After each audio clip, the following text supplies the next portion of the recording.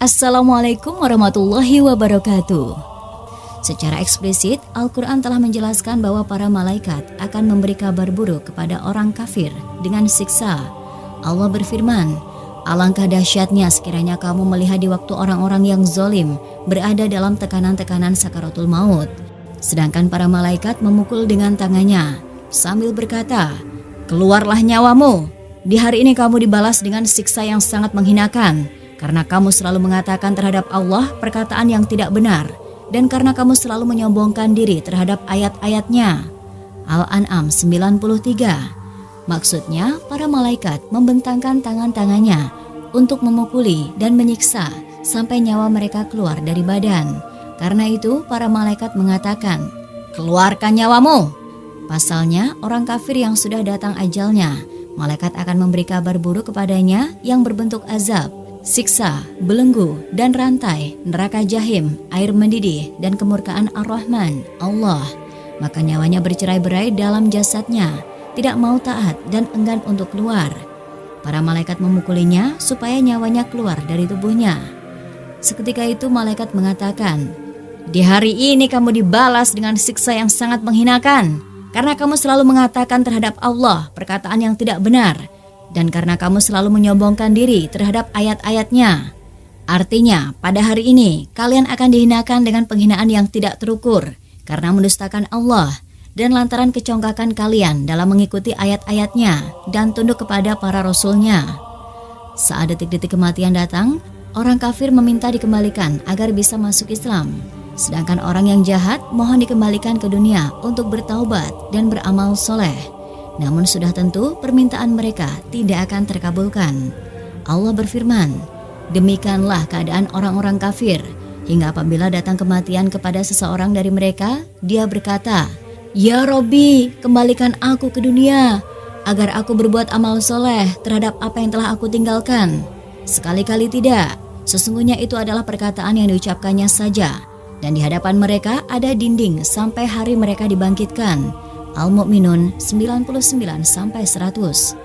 Setiap orang yang teledor di dunia ini, baik dengan kekufuran maupun perbuatan maksiat lainnya, akan dilanda gulungan penyesalan dan akan meminta dikembalikan ke dunia meski sejenak saja untuk menjadi orang yang insan muslim yang soleh. Namun kesempatan untuk itu sudah hilang, tidak mungkin disusul lagi. Jadi persiapan harus dilakukan sejak dini dengan tetap memohon agar kita semua diwafatkan dalam keadaan memegang agama Allah. Wallahu a'lam bishawab. Wassallallahu ala Muhammad wa ala alihi ajma'in. Mengapa Rasulullah SAW menderita saat sakaratul maut? Kondisi umum proses pencabutan nyawa seorang mukmin mudah lagi ringan. Namun kadang-kadang derita sakaratul maut juga mendera sebagian orang soleh. Tujuannya untuk menghapus dosa-dosa dan juga mengangkat kedudukannya, sebagaimana yang dialami Rasulullah. Beliau SAW merasakan pedihnya sakaratul maut seperti diungkapkan Bukhari dalam hadis Aisyah tersebut. Ibnu Hajar mengatakan, dalam hadis tersebut, kesengsaraan dalam sakaratul maut bukan petunjuk atas kehinaan martabat seseorang. Dalam konteks orang yang beriman bisa untuk menambah kebaikannya atau menghapus kesalahan-kesalahannya. Menurut Al-Qurtubi, dahsyatnya kematian dan sakaratul maut yang menimpa para nabi, maka mengandung manfaat. 1. Supaya orang-orang mengetahui kadar sakitnya kematian, dan ia sakaratul maut tidak kasat mata. Kadang ada seseorang melihat orang lain yang akan meninggal, tidak ada gerakan atau keguncangan, terlihat ruh keluar dengan mudah, sehingga ia berpikir, perkara ini sakaratul maut ringan. Ia tidak mengetahui apa yang terjadi pada mayat sebenarnya. Tatkala para nabi mengabarkan tentang dahsyatnya penderitaan dalam kematian, kendati mereka mulia di sisi Allah dan kemudahannya untuk sebagian mereka, maka orang akan yakin dengan kepedihan kematian yang akan ia rasakan dan dihadapi mayit secara mutlak. Berdasarkan kabar dari para nabi yang jujur, kecuali orang yang mati syahid. 2. Mungkin akan terbetik di benak sebagian orang, mereka adalah para kekasih Allah dan para nabi dan rasulnya. Mengapa mengalami kesengsaraan yang berat ini? Padahal Allah mampu meringankannya bagi mereka. Jawabannya, bahwa orang yang paling berat ujiannya di dunia adalah para nabi, kemudian orang yang menyerupai mereka, dan orang yang semakin mirip dengan mereka. Seperti yang dikatakan Nabi kita, hadis ini dikeluarkan Bukhari dan lainnya. Allah ingin menguji mereka untuk melengkapi keutamaan dan peningkatan derajat mereka di sisinya. Ini bukan sebuah aib bagi mereka, juga bukan bentuk siksaan. Allah menginginkan menutup hidup mereka dengan penderitaan ini, meski mampu meringankan dan mengurangi kadar penderitaan mereka, dengan tujuan mengangkat kedudukan mereka dan memperbesar pahala-pahala mereka sebelum meninggal. Tapi bukan berarti Allah mempersulit proses kematian mereka, melebihi kepedihan orang-orang yang bermaksiat. Sebab kepedihan ini adalah hukuman bagi mereka dan sanksi untuk kejahatan mereka, maka tidak bisa disamakan. Sedangkan orang kafir, maka ruhnya akan keluar dengan susah payah, ia tersiksa dengannya. Nabi menceritakan kondisi sakaratul maut orang kafir atau orang yang jahat dengan sabdanya, sesungguhnya hamba yang kafir, dalam riwayat lain, yang jahat jika akan telah berpisah dengan dunia, menyongsong akhirat, maka malaikat-malaikat yang kasar akan dari langit dengan wajah yang buruk, dengan membawa dari neraka. Mereka duduk sepanjang mata memandang.